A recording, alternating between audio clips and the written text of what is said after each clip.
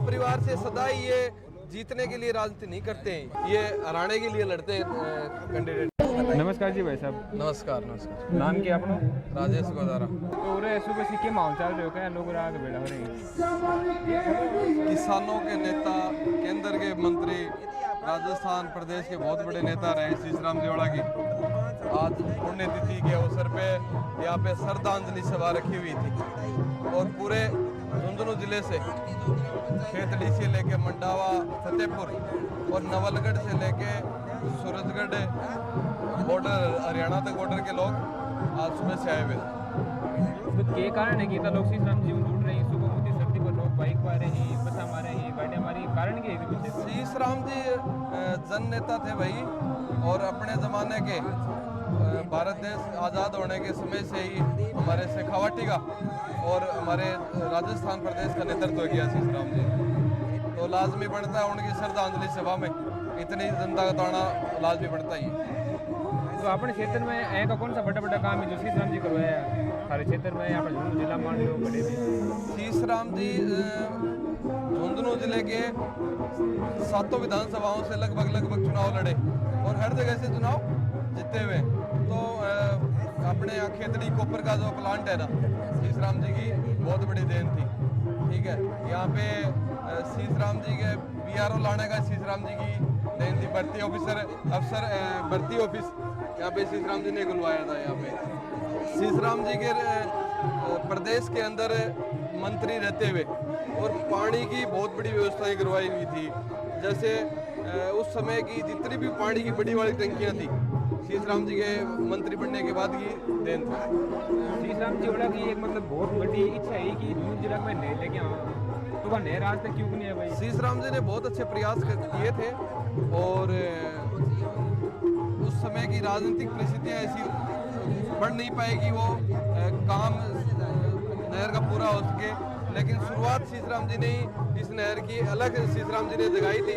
उस समय जगाई थी जब हमारे यहाँ भूजल स्तर बहुत ऊंचा था, लेकिन शीशराम जी दूरदर्शी सोच के नेता थे और उनको ये इस चीज़ का पहले ही पता लग गया था कि यहाँ पे भूजल स्तर बहुत गहरा जाएगा और किसानों को पानी की, खेती के, सिंचाई के पानी की, पीने के पानी की दिक्कत होगी। इसलिए उन्होंने ये अलग आज से 35 साल 40 साल पहले जगाई थी।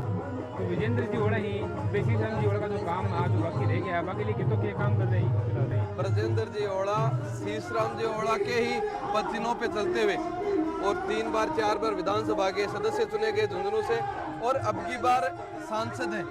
तो उनकी पहली सोच तो ये नहर को आगे बढ़ाने की है, नहर वाले मामले को आगे बढ़ाने की।